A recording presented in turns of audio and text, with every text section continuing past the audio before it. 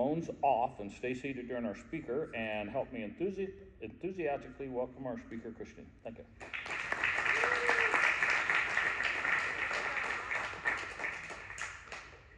Hi, my name is Christian. I'm an alcoholic.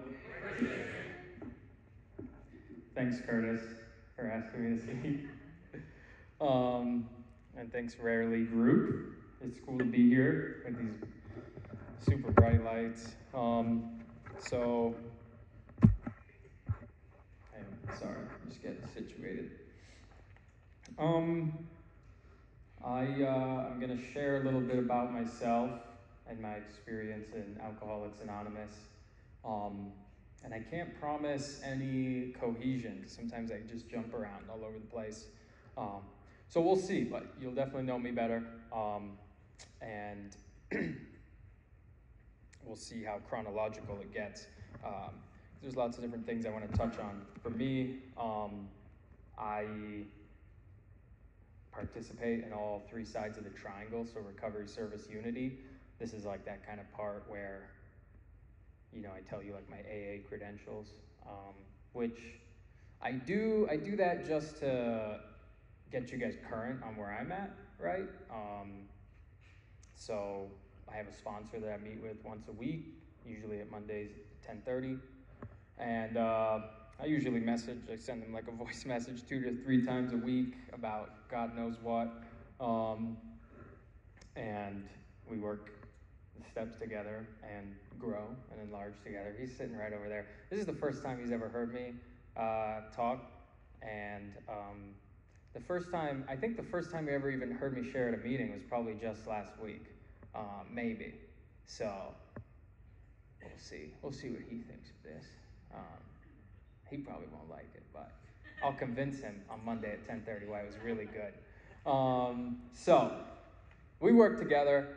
The recovery side of the triangle is the steps, right? So for me, that's 9, 10, 11, 12.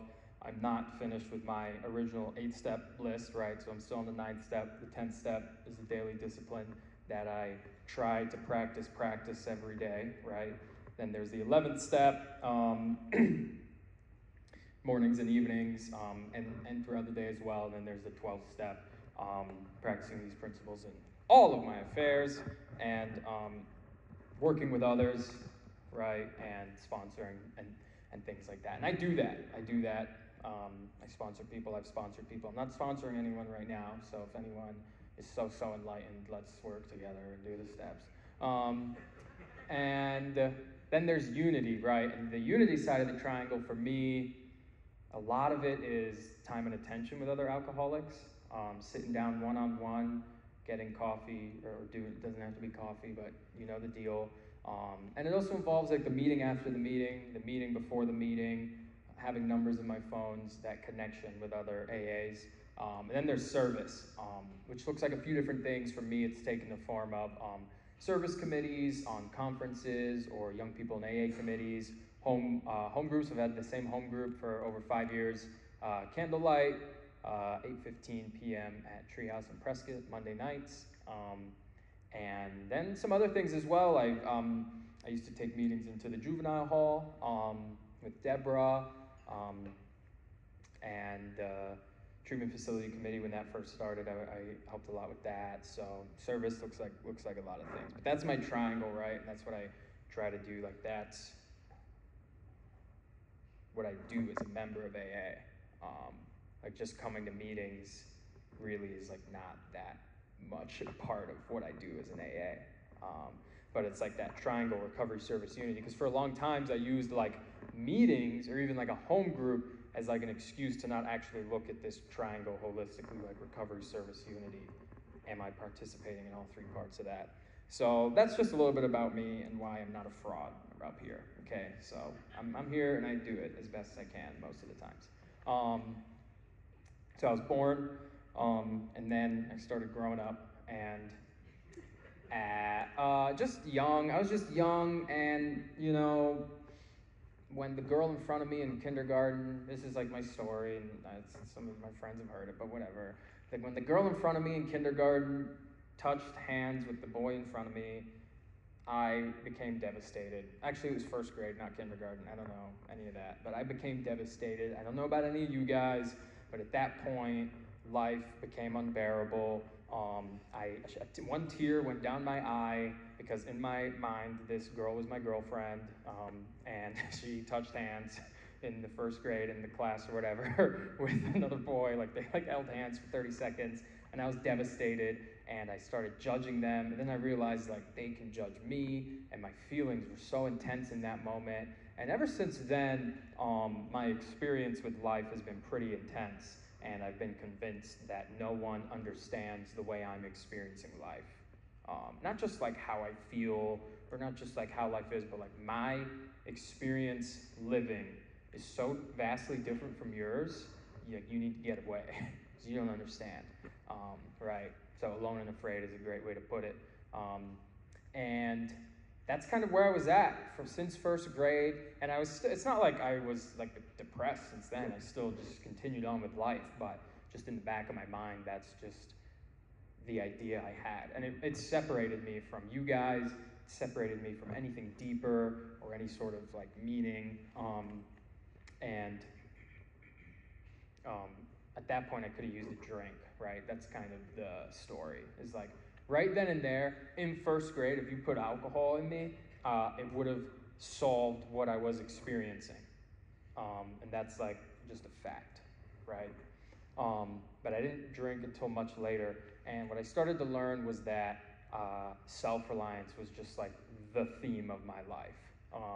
When I was 7, we moved to Japan, and in Japan, if you get kicked off the bus, my school was an hour away, you have to like get to school. So it was a taxi, 3 trains, and another taxi to get to school. And I was so resentful that I got kicked off the bus, and now I'm a resentful like 8-year-old traveling across Tokyo to get to school, just having this idea of self-reliance like cemented into me. Like all of these people in the world are against me. Look at me. Getting to school on my own, can't trust anyone, very resentful, like victim mode, you know? And then at 9 years old, we moved, at one point I was kicked off the bus for I think 3, maybe more, like a month, like 4, because you get kicked off once, you're off for 1 day. If you get kicked off again, it's 3 days, then it's a week, then it's 2 weeks, 3 weeks, 4 weeks. And I just remember 1 month where I did not go on the bus once. And I'm just getting to school all on my own, so resentful. And it was just like my parents, the teachers, the principals, the counselors, they just were constantly like getting in my way. They didn't understand. I was always getting in trouble. And I hated them so much. And at 9 years old, we moved to Hong Kong, and that's kind of when I got introduced to alcohol. And what that means is I realized that I saw the older people, the adults drinking alcohol, and I knew that it was doing something like to them, like alcohol was I knew there was something to it, and I kind of really made it a goal to drink alcohol, but I didn't get a chance until I was about 13, and I got invited to this party, and we're there, and in Hong Kong, 13-year-olds can get alcohol, so this was all kind of run-of-the-mill, normal, and I asked my friend if he'd take some shots with me. He was like, sure, and I saw him walk away somewhere, like once the party kind of started, so I just took shots myself. I was like, all right, and it was Smirnoff vodka, and I took a shot, and it hurt, but I took another. I was kind of really determined to experience alcohol. I was really determined to do it. I created this whole lie so I was able to go to this party anyway. I was managing my life around alcohol before I'd even drink an alcohol, which is really interesting. And yeah, that was a great evening. In the past, I've had people read like the promises to me as like, this is what alcohol did for me, and I kind of relate to that because in that moment, I immediately was having a better time at that party. My shoulders went down, I took a deep breath, my eyelids got low, a smile came up on my face, and not only that, but everyone else around me was having a better time. Like it impacted everything and everyone in my life, my entire perspective. And I blacked out that night. It was a whole whatever, drinking, who cares, you know? And I was just kind of like, yeah, that's definitely gonna be what I'm gonna be participating in alcohol for quite a while, along with various other appetizers to alcohol, and desserts as well. But a lot of my stories in hindsight, and by the way, a lot of my story, like when I start talking about the steps, I like to say it's like the greatest hits. Like if it's like on a perfect day or perfect Christian, like this is what my steps and program looks like. But like, my gosh, like, you know, that's just what I'm gonna share with you. I'm not some like AA robot that does it perfectly. And so in hindsight, I realized that I was having a reaction, an abnormal reaction to alcohol, right? It was this phenomenon of craving. I remember I left the party and came back to it like 3 times that night, walking up these steep Hong Kong hills, humid, very humid. And from that point on, like I suffered from this mental obsession that was like, we gotta drink, right? This voice in my head that's like talking to me. It's not me, it's like talking to me. Like, we gotta drink, man, we gotta drink again. And so I have this voice in my head that's telling me to drink again, and when I drink again, I have an abnormal reaction to it.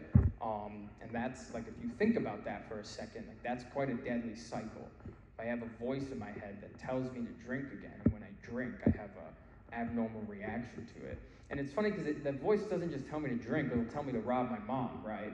Because I don't have money, so I've got to rob my mom to get some alcohol, right? So this voice is not just some like drink voice in my head. It's a very elusive, interesting voice that comes up with all sorts of plans and schemes so that it gets what it wants, right? And at that time, it was a drink.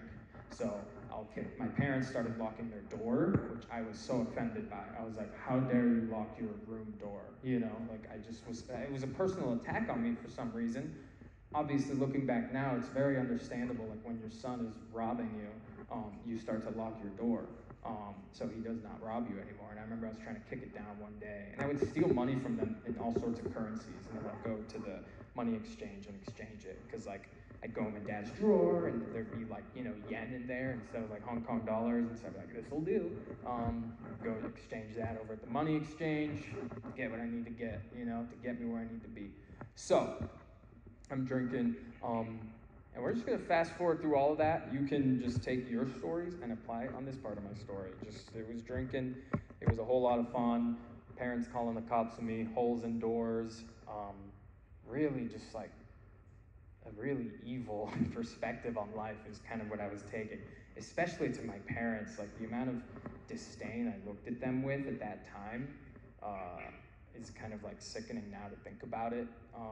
You know, like I remember once I walked in and my mom is like on her hands and knees fixing the holes that I put in my door, and I was just looking at her with such like hatred of just like, well, you should have never pissed me off that much, you know, for me to, that's why you're on your knees fixing that hole in that door.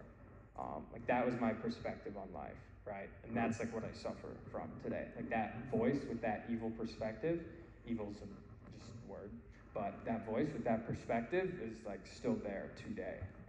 Because for me, I'm an alcoholic, which is like my relationship to alcohol and some appetizers and desserts. But there's also this thing called alcoholism, right? Is that joke not hitting anymore? Okay. But I also have this thing called alcoholism, right? And that's like much different than being an alcoholic, because I wish I was like just an alcoholic, because that means just like stop drinking and things are gonna be cool, right?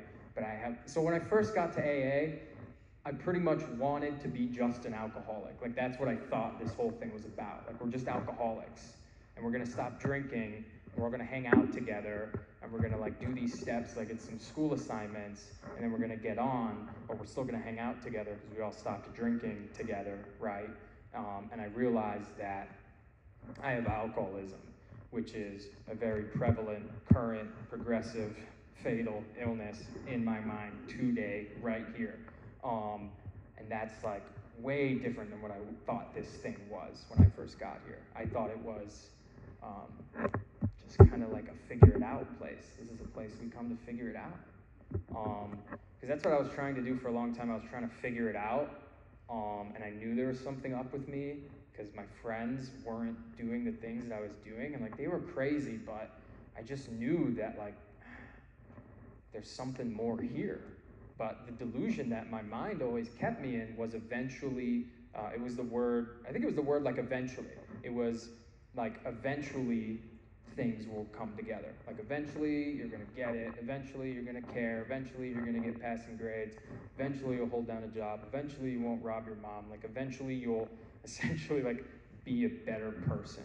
And I just thought that would just happen to me, like the universe would just kind of claim, Christian, you're up, you care now about life, go, like you're good now. So that's kind of what I was waiting around for, and I was just suffering, you know. Eventually I moved from Hong Kong to Florida. I did my senior year in Florida, and that was more harm caused at that boarding school. I remember I tried to flush things down the toilet once and it got clogged, and I went in the toilet the next day and the toilet was gone, and I was like, oh, they like had to remove the whole toilet. And then they like asked me about it, and I was like, well, how do they know it's me? But I wasn't that sneaky. So I caused like more harm there, and then eventually I got arrested. And this is kind of like where my story picks up a bit, because I got arrested and I was kind of like, all right, like something's gonna happen now. I'm gonna go to treatment or rehab. Like this is just kind of what happens to people like me. It's not that big of a deal. And my eldest sister actually kind of planted this, and she's not in AA or sober or anything like this. She was just like talking, but I was paying attention just enough. She said, yeah, you know, when you go to treatment, like you might be able to learn something about yourself, right? Which is like cool. But for me, I was like, oh, like they might help me figure out what's going on. Like they might be able to teach me like why. I just had this shred of like, okay, maybe they can help me in some way. It wasn't like, oh my gosh, like yes, I've got to get sober and there's this thing called AA out there and I've got to go do it. It was just like this tiny sliver of like, okay, maybe like there might be something useful there to help me figure this whole thing out, right? Because I'm still in I got to figure it out mode. So I went with a shred of open-mindedness, and I ended up learning a lot. But I'm going to fast forward. So I went to treatment out in Thailand. That was cool. And, I wonder what I'm going to talk about next. But I was in Thailand. That was cool, but I had to come to America eventually because I can't just sit in Thailand forever. I mean, looking back now, I wish I had, but I'm happy I'm here right now. Because when I came here, I'm 6 months sober at this point. That was in, my sobriety date's May 25th, 2018. So that was in 2017, actually. And I came to Prescott, and that's when I really actually like started to learn more about alcoholism. And I would talk with this person, his name's Dre, some of you know him, and I would complain about things, and he would start talking to me about alcoholism. And I'd be very confused because I was talking to him about Wes, who I have to share a room with, and Wes is making a mess. And this is a big problem, Dre. And he would start talking to me about the big book, and I'd be very confused. And I got really upset with him one time, and I said, if I came in here and told you I hit my head, you would probably tell me it was my alcoholism. Like, this is like, I was just like, what are you always, I'm talking about Wes, you know what I mean? I'm not talking about alcoholism. But he started to like just kind of point me to some places in the book, and the first real kind of like identification, like, whoa, was when I read the actor scenario. Because what I had done is I had set this wonderful little stage in the room so that Wes could do this on that and that way, so that I could be okay over here, and this is kind of like how everything needed to go. And, you know, I don't know why or whatever, but I read the actor scenario with him. I think that had to be a part of it, honestly. I think because there were times early when I first moved to Prescott where I read the book and it was just whatever, and then there were times where I read it with someone else and something else happened. So do that what you will.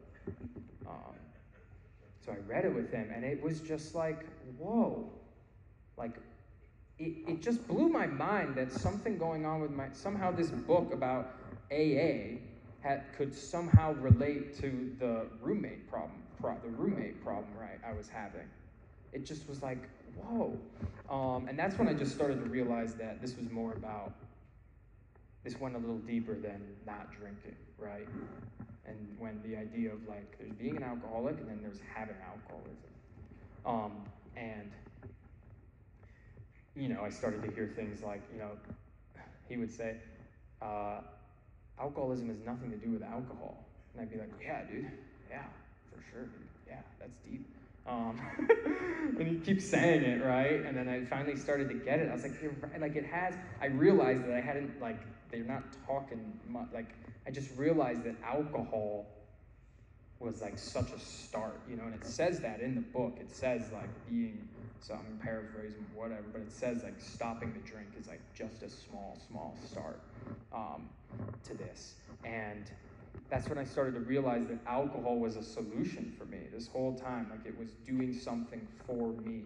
Like, alcohol was some good stuff, guys. Alcohol was such a solution to the way I was experiencing and the way I was alone and afraid and the way that life was for me.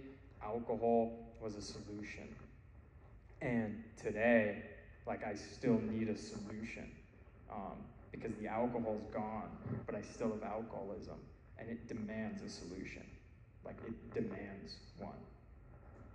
And I'm not drinking today, so it's like, it's this interesting thing where, like, if my alcoholism demands a solution, right, and I'm not drinking, like, imagine the other insanities it'll demand, if not a drink, right? And I'll tell you what they are soon. So, I want to say that my sobriety date originally was 5/13/2017. Now it's 5/25/2018. And it's through a strange series of events that happened. And it'll all make sense soon, everyone. So what first happened was I moved out of the place I was living at, Treehouse, and this other person started sponsoring me, and he introduced me to kind of like discipline a little bit. We got to the third step, and he was like, what do you think about doing these things every day? This is like what I do every day. And I was like, okay. And I started to like do things in the morning, because that's what people were doing. It's like, we're supposed to pray in the morning. I'm going to pray in the morning then. So I'm praying in the morning. And he started introducing me to meditation. Like, he would meditate with me. He was like really hands-on. He brought me to Sedona, to his sponsors meeting, you know, and we were doing back to basics. And I was kind of getting on with life, and I'm in school, and things are going okay. But what I realized is, like, I still had these elementary ideas of step one and these elementary ideas of the problem, right? And as time went on, I realized I needed, and I'm fortunate today that I have like a deep and weighted understanding of step one and the problem. Because that means like I can have a deep understanding of the solution. You know what I mean? If I have a surface level idea of like what alcoholism is, then I have a little surface level, just pray, whatever, you know, a surface level solution to it. But like, listen, I don't know about you guys, but like, alcoholism is like so intense and progressive and fatal for me today. Like, it's like I can't even begin to describe the impact alcoholism has had on my life sober in AA. Is really, for me, it's more intense than anything when I was out there drinking. I can't tell you, I don't know. And so for me, what happened was I was a year sober, and I went to Tibet, and then I got sick, so I went back to Hong Kong. And then my friend had this funky little tea serum, and he was like, you should drink this tea serum, it's real cool. And I was like, ooh, I don't know if that aligns with this whole AA thing I've been doing, but I drank it anyway, right? And I really didn't have a choice. I really didn't have a choice around drinking that. And it was almost like my mind convinced me I had a choice, it was like, you don't have to like drink it, you know, but you should. And it was like giving me this illusion of like I had a choice of saying yes or no to this little tea he was offering me, but really I didn't. And I drank it. I didn't feel anything. I got really scared because I was like, whoa, this is like they're gonna kick me out of AA. Like I'm done for. But then I got back to Prescott and no one asked, and I move on with my life. Fast forward 2 years. My understanding of the first step is getting deeper, like seriously, like a much more effective understanding of the first step, because my understanding of the first step in the beginning was don't drink, you can't drink, when you drink bad things happen. And then bad things started to happen in sobriety, and I was like, oh, wait a second, like my life is unmanageable without a drink. Like I started to realize that I will drink again. Like that's my first step, is like I will drink again. Like you never have to drink again if you don't want to. Don't come up to me and say that shit. Oh my goodness, I'm so sorry. Please, don't say that to me. I swore, I'm sorry, I'm getting into it now. Don't say that to me, because lack of power is my dilemma. Like I don't have the power to say no to a drink, right? But that's in terms of a drink. Today I'm sober, and lack of power is still my dilemma. Like I don't have the power to say no to this voice when it tells me to tell off my roommate, right?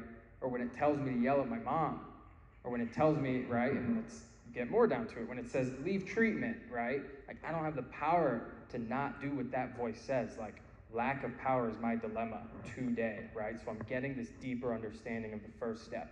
And I can have, and it says in the book, like we have principles and morals galore, but the needed power to like carry them out wasn't there. Paraphrasing, bear with me, right? So I started to realize like step one is a serious thing, which at first was really scary, because it's like, why would I go and dive deeper and admit at a deeper level what I'm suffering from, right? It was kind of scary at first, but it was necessary, because it meant that like the deeper the problem, like the deeper the solution.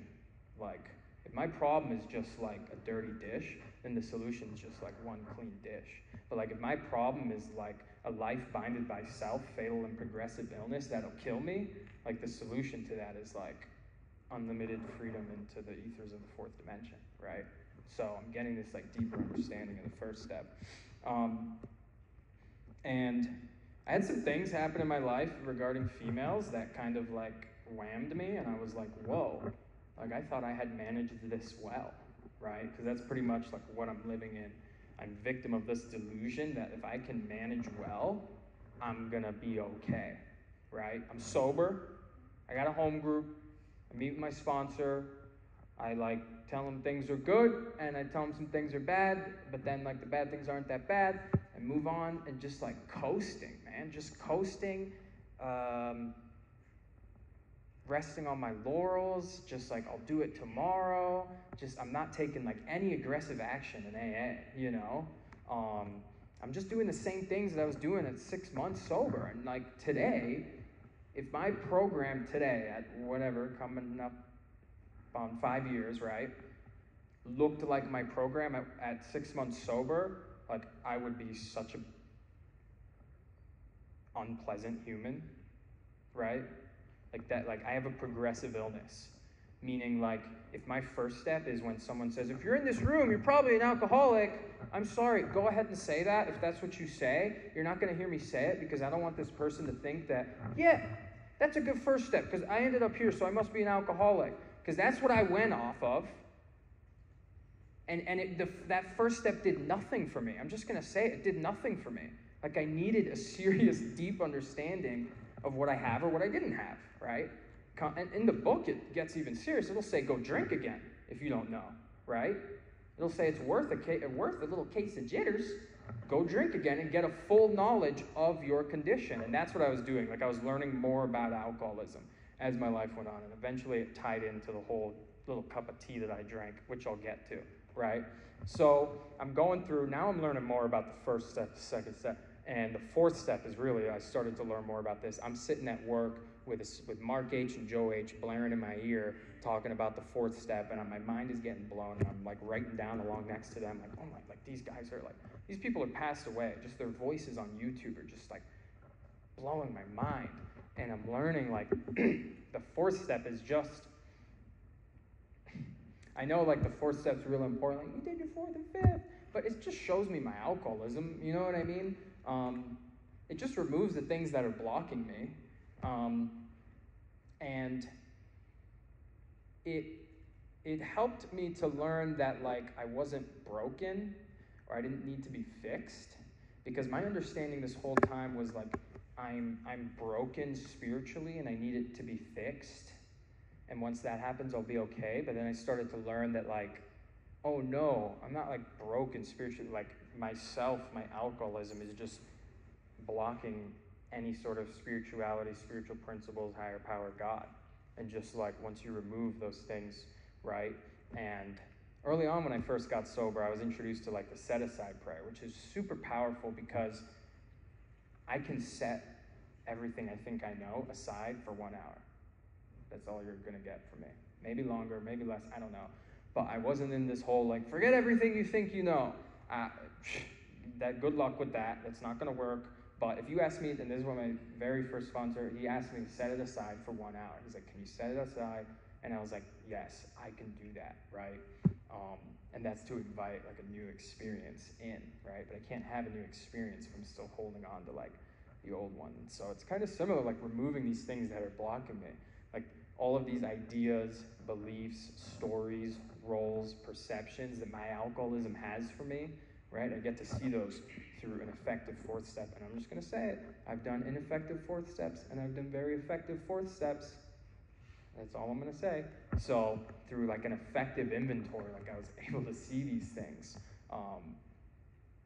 that weren't me. Like they were my alcoholism's views for me, you know? Where my alcoholism says, this is your role, this is how you're going to play it, this is what you're going to do, this is how they're going to act, and if they don't act like this, then that means you're not like this in that way. And it's this little sick, crazy story, you know? Sandy Beach has this, it's called Your Own Little World. I think he has like a tape called, and that's like such a good, my alcoholism has this little world for me. And if that world isn't being fulfilled, I'm resentful, I'm angry, and things are bad. So, I started to kind of do like more effective inventory, and when I was listening to these speaker tapes as well, I started to learn what 9, 10, 11, 12 was, and this is just my story. When I first got sober, I created an 8-step list of all these people I had to make amends to, and I made amends to some of them, and then I forgot about that list because my alcoholism just will purposely forget about that list, right? So I've completely forgotten that like there's more amends to be made. And then I'm listening to Mark H and Joe H, and they're telling me that a lot of people have done 9 3/4 of the steps because they never finished their original 8-step list. And what it was as well was that like there were amends that I thought I had done, but like really when I was being honest or took another look at them, I hadn't really done them, you know, things like that. Then for the longest time, I thought the 10th step was the nightly inventory in the big book. You guys know where it says when we retire at night? I thought that was the 10th step just because that's just what I thought, and I never asked anyone. And then I got introduced that like, no, the 10th step is actually at the bottom of page 84. The nightly inventory is part of the 11th step. So I'm listening to Mark H, and he's talking about daily disciplines. And I had daily disciplines at that point, but the really cool thing that started to happen to me was like, I was doing things in the mornings, but as I started to get this deeper understanding of the first step, those things that I was doing in the morning actually like mattered, because what I was doing was I was just doing them, and I didn't know why I was doing them. But then I started to like, before I pray or breathe or meditate or whatever reading I'm doing, I'm acknowledging that like I'm doing this because I'm suffering from alcoholism this morning. It's active, it's there, saying hello to me. And that completely revolutionized my mornings, right? just completely turned it upside down, because for the longest time it was just like I was just like a robot in the morning doing these 11-step things, and I didn't even know why. I was not admitting anything, I wasn't surrendering anything. So becoming reconvinced every morning started to become a big part of my sobriety. And then my sponsor starts talking to me about doing this 10-step thing at the bottom of page 84, and I'll just read what it says. This is the 10th step. We continue to watch. I'm actually going to break this down like this. Here we go. It says continue to watch. That's a direction for right now, today. You're right. So right now, you guys are, I'm going to say something that's going to piss you off, and you're going to watch for selfishness, dishonesty, resentment, and fear. When those crop up, we ask, that's an action, ask God to at once, that's a timer, at once, to remove them. Pause. By the way, remember when I said I'm just going to be sharing my greatest hits, right? It's lucky if I do this, right, today, right? Please, like, this is not like, here's Christian, he's talking all this, like, please, I'm not doing this. These guys know, I'm not doing this flawlessly, all the time, but I can talk about it really well. So, then at once, we ask at once to remove them. God, will you remove them? The trick is, I first have to catch them. That's the trick. I first have to catch my alcoholism, right? I have to almost have a first step right there, right? And then I invite God. We discuss them with someone immediately. So it's use the words at once and immediately. Whatever you guys want to do with those words, go ahead. And then we make amends quickly if we've harmed anyone, right? So now we're being amended again, coming back to reality. Then we resolutely, that's a powerful word, turn our thoughts to someone we can help. I didn't know those words existed in the big book for 3 years. I'm just going to say it, right? Just straight up didn't know. If you asked me what a 10th step was, I would have told you it's doing another 4th step or it's the nightly inventory. And I don't know about you guys, but these are, the steps are a solution. The steps are a bridge to the solution for my alcoholism, and I'm literally missing one of the 12. Just think about that for 1 second. I'm missing, there's only 12 of them, there's not 100. I'm missing one of the 12 steps. Hello? Whatever. So I start trying to practice that, and it's just so hard. This guy knows too, because we were doing it. It's just there were times where my roommate is sending me 10 step after 10 step after 10 step, and I'm blessed that I've been surrounded by people who are doing this, trudging the way I'm trudging, open-minded, serious students, and we're just practicing the 10th step as best we can. Sometimes I call my sponsor before, right? Because first it says we ask God to remove them, and then we tell someone. I like to swap those around, right? First I call someone and start talking, and then my sponsor's like, well, what about the first part, right? God exists, right? Maybe. So that's the 10th step. That's a daily discipline. If you ever listen to Mark H. 10 and 11, he will drill it into you in that speaker tape. This is a daily discipline. Watch, ask, turn. These are powerful words here that I was never having an experience with this book. I was just reading it like a text. I was never having an experience with these words. What would it be like? I was going to say for a day, but that's a tall order. What would it be like for 1 hour to watch, ask, and resolutely turn my thoughts? I don't know. But so my 11th step, through meeting some really cool people, I had some pretty solid disciplines with the 11th step in the morning. Praying, breathing, meditating, readings. And recently I started doing the nightly inventory. And what my alcoholism told me was, you don't need that because you're super spiritual. But then I'm going to come up here and I'm going to share with you guys about all this stuff, and just my alcoholism is a voice in my head that is constantly trying to convince me of things. I spoke at a meeting in Tucson last night. The topic I picked was, what is your alcoholism trying to convince you of today? Just go ahead and ask that question.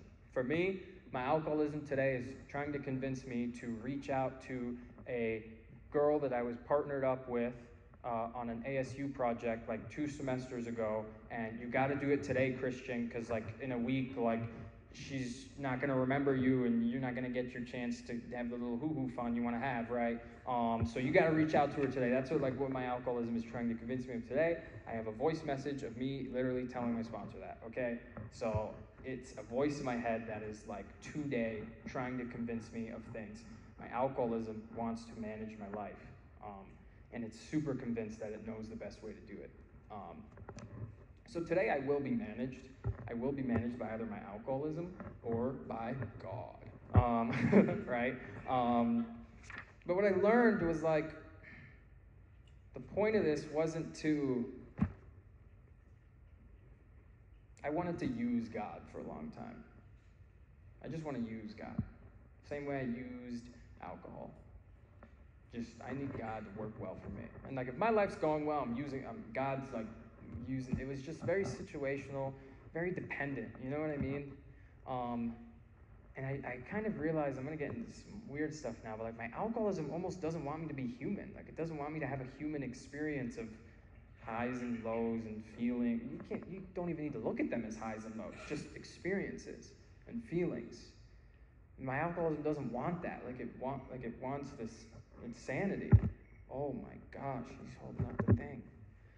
Okay. Oh, wow. All right, so my sobriety date used to be May 13th, 2017, but now it's May 25th, 2018, and I picked up a dirty 4-year chip in front of Bob Darrell because my alcoholism told me if I picked up a dirty 4-year chip in front of Bob Darrell, then it's going to be a real chip, and I kept going with that, and then one day I woke up on a beach in Lake Tahoe, and I was going to go drink no matter what. I'm going to drink. I'm drinking today, and I said, oh my gosh, the time has come where I grow or go. I either give up this year or I drink. It's just that simple because I'm holding on to a 5th step. I'm holding on to a little alcoholism crazy lie, and it's slowly blocking me off from the power that's keeping me sober. And I called my sponsor, and I thought he was going to tell me I had to sign this document to change my sobriety date and all this stuff. And he just starts talking me through a normal 10th step, and I'm like, wow, this is just run-of-the-mill stuff. Like, I'm just applying the same solution I would if someone hit my car to if I'm changing my sobriety date an entire year. Just like this, it's just the same solution, right? So I couldn't imagine my life with or without alcohol. Today I can. And today it's like my alcoholism tries to convince me, like, you can't imagine a life like fully surrendered to God. Just not, it's not good, it's not real. Don't believe that, Christian, right? It like almost wants to cut me off from hope. But there is a solution today.